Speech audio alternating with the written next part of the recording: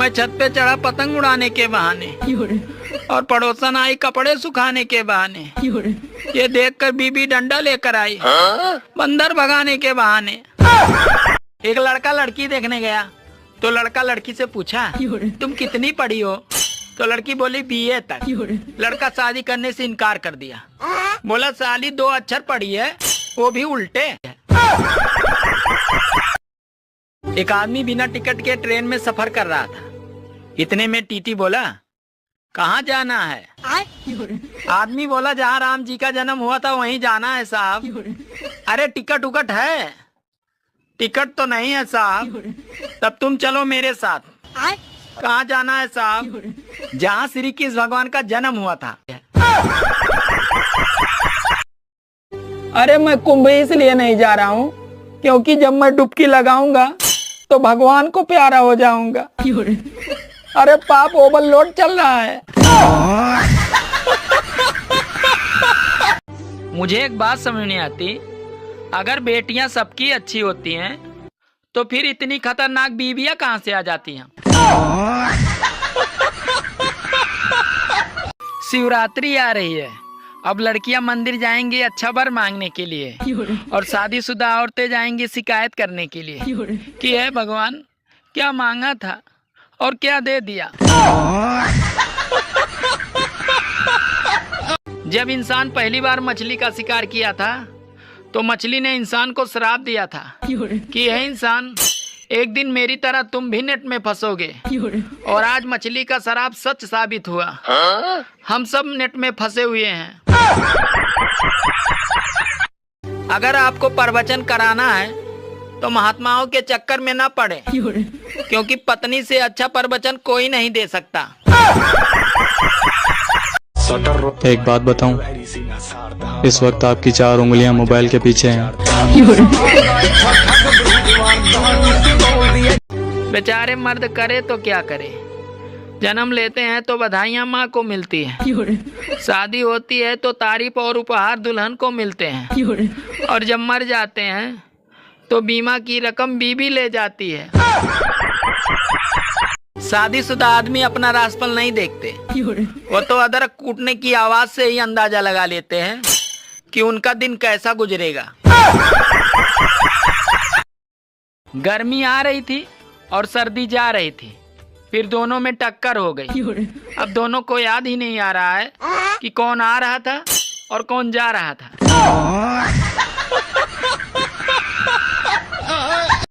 बाबा जी राधे राधे। राधे राधे बच्चा। बाबा जी कोई ऐसा व्रत बताइए जिससे मेरे पति की उम्र लंबी हो जाए।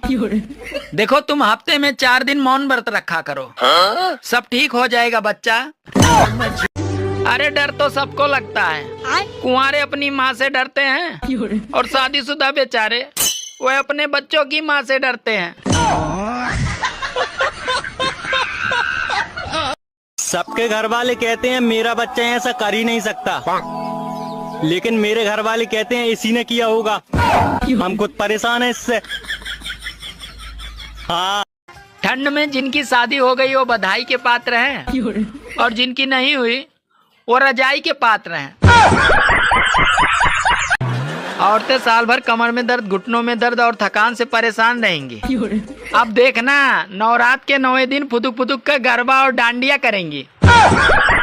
अगर कोई मेहमान घर पे आ जाए और कहे चाय मत बनाना, अरे बहुत गर्मी है, तो समझ जाना कि वो ठंडा पीने के चक्कर में है।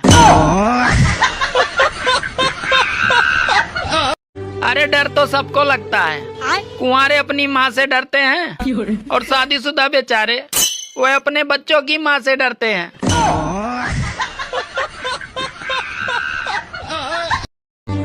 जिम्मेदारियां इंसान को मजबूर कर देती है।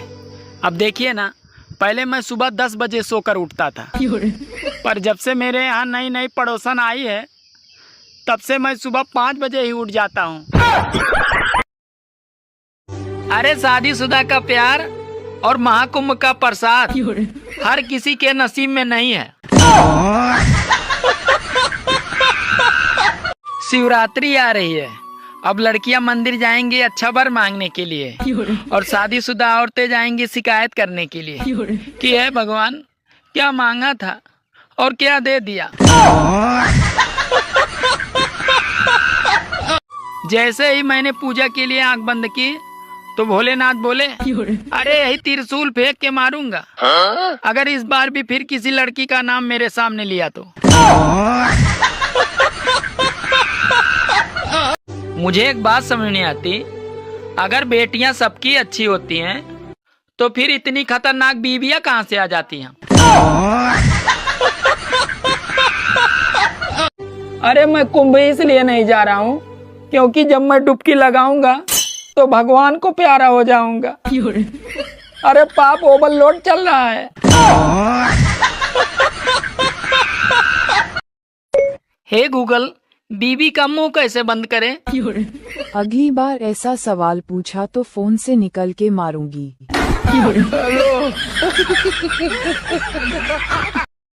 अच्छा, एक किसका आविष्कार उस मर्द ने किया होगा जिसे औरत को चुप कराने का कोई दूसरा तरीका नहीं आता होगा।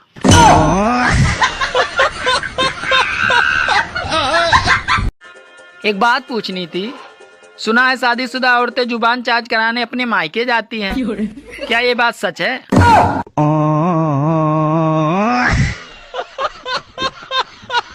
मुझे एक बात समझ नहीं आती, ये शादी वाले स्थान को मंडप क्यों कहते हैं? अरे इसे घटना स्थल क्यों नहीं कहते?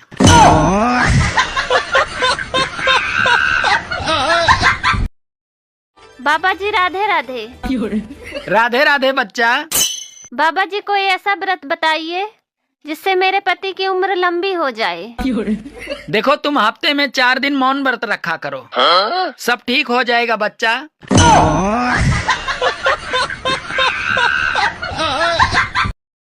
बाबा जी राधे राधे। राधे राधे बच्चा।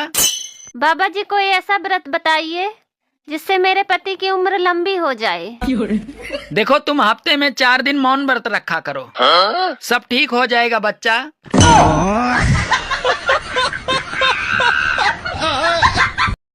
एक लड़का लड़की देखने गया तो लड़का लड़की से पूछा, तुम कितनी पढ़ी हो? तो लड़की बोली BA तक। लड़का शादी करने से इनकार कर दिया, बोला साली 2 अक्षर पढ़ी है, वो भी उल्टे। गाइस, शिवरात्रि आ रही है तो जिसका काम प्रेम पत्र से नहीं हुआ तो वो बेल पत्र पर ध्यान दे। जय भोले। इतना मस्त शब्द है छुट्टी। जिसने भी ये छुट्टी का आविष्कार किया है उसको जितना आशीर्वाद दे उतना कम है। छुट्टी शब्द सुनते ही सब कुछ अचानक अच्छा लगने लगता है। सुनो, तुम रोज रोज ऊपर देखकर पत्थर क्यों मारते हो? अरे किसी ने मुझसे कहा था कि जोड़ी ऊपर से ही बनकर आती है। बात कुछ समझ न आए, कभी का भगवान के नाम पे कुछ खाने को मिलेगा? तुम इतने हट्टे कट्टे होकर भीख मांग रहे हो, तुम्हें शर्म नहीं आती? और तू इतनी खूबसूरत होकर इस घर में झाड़ू पोंछा कर रही है, फिल्मों में काम क्यों नहीं करती? रुक जरा, कुछ देती हूँ तुझे।